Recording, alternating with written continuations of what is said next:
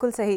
اور آپ یہ سمجھتے ہیں کہ بار بار احتجاج اور بار بار کی سڑکوں پر آنے کی دھمکیاں کہیں نہ کہیں پی ٹی آئی کا سٹانس کمزور کر رہی ہیں؟ کبھی مذاکرات کی بات ہوتی ہے لیکن ساتھ ساتھ سول نافرمانی کی کال بھی دی جاتی ہے. یہ اسٹریٹجی درست ہے؟ دیکھیں اسٹریٹجی تو اس وقت پی ٹی آئی کی ہے ہی نہیں کوئی.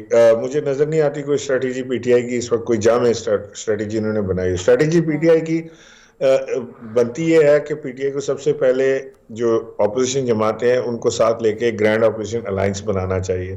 اس گرینڈ اپوزیشن الائنس کے ساتھ ان کو حکومت سے اور اسٹیبلشمنٹ کے ساتھ مذاکرات کرنے چاہیے اور اپنا آگے کا لائے عمل طے کرنا چاہیے. جبکہ پی ٹی آئی ایک لون کروسیڈ کی طرح نظر آتی ہے جو اکیلی چل رہی ہے، اور وہ اس کا خیال یہ ہوتا ہے بار بار کہ جی وہ ایک احتجاج کی کال دے کے یا دھرنے کی کال دے کے وہ اپنا فرض پورا کر لیتی ہے لیڈرشپ، اور وہ عوام تو رسپونڈ بہرحال کرتی ہے کیونکہ عمران خان تو اس وقت پاکستان کے سب سے پاپولر لیڈر ہے. اس سے تو کوئی اعتراض کر ہی نہیں سکتا. اس میں تو اعتراف ہی اعتراف ہے کہ جی اس سے بڑا لیڈر تو اس وقت پاکستان میں سیاسی لیڈر تو کوئی نہیں ہے. لیکن ہیونگ سیڈ دس، جو اسٹریٹجی پاکستان تحریک انصاف کی اس وقت ہے وہ نہ ہونے کے برابر ہے، اور ڈیلی بیسس کے اوپر وہ چینجنگ اسٹریٹجی نظر آتی ہے جو which is leading Pakistan Tehreek Insaf to nowhere. بالکل صحیح.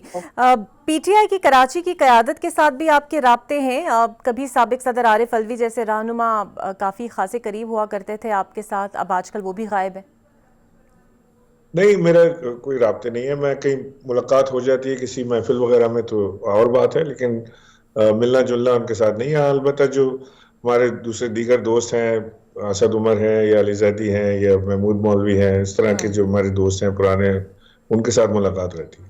اچھا سر، موجودہ حالات کے اندر اگر مذاکرات ہوتے ہیں حکومت کے تو آپ کو لگتا ہے ایک سافٹ کارنر اسٹیبلشمنٹ کی طرف سے پی ٹی آئی کو مل سکتا ہے اور خان صاحب کی رہائی ممکن ہو سکتی ہے؟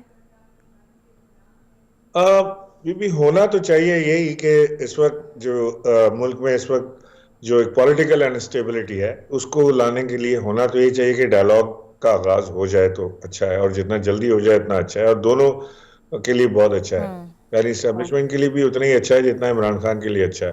لیکن ابھی فی الحال لچک کہیں سے نظر نہیں آ رہی، نہ اسٹیبلشمنٹ کی طرف سے اور نہ ہی عمران خان کی طرف سے ایسی کوئی لچک نظر آ رہی ہے. وہ کبھی ملٹری پروڈکٹس کا بائیکاٹ کرنے کا اعلان آ جاتا ہے، کبھی ریمیٹنس پاکستان نہ بھیجنے کا اعلان آ جاتا ہے، کبھی سول نافرمانی کا اعلان آ جاتا ہے، کبھی کوئی اعلان آ جاتا ہے. اور وہ میں نے دوبارہ آپ سے کہہ رہا ہوں کہ وہ تو ظاہر ہے کہ عمران خان کی ملاقات بہت کم لوگوں سے ہوتی ہے. اب لمیٹڈ نمبر آف پیپل ہیں جو ان سے مل سکتے ہیں. اب جو کل پرسوں کے اندر جو چیز آئی ہے عمران خان کی طرف سے اپنے لیڈرشپ کی، انہوں نے سرزنش بھی کی ہے اور انہوں نے تنبیہ بھی کی ہے. انہوں نے صاف کہا بھی ہے کہ باہر سب گڈی گڈی چل رہا ہے اور مجھے جیل میں ڈال کے سارے باہر انجوائے کر رہے ہیں.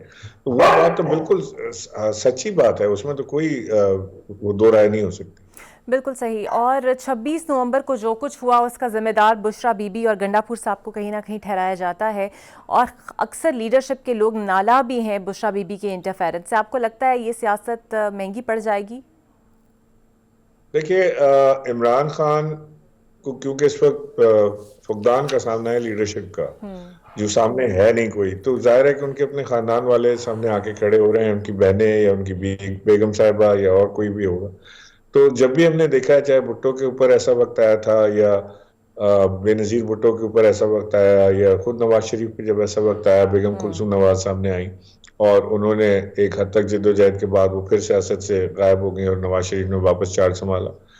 بہت ممکن ہے اس طرح معاملہ جا رہا ہو، لیکن تحریک انصاف میں ہمیشہ سے ڈائناسٹک پالیٹکس سے خلاف رہی، اور یہی درس عمران خان نے ہمیشہ دیا بھی ہے کہ ڈائناسٹک پالیٹکس کے خلاف.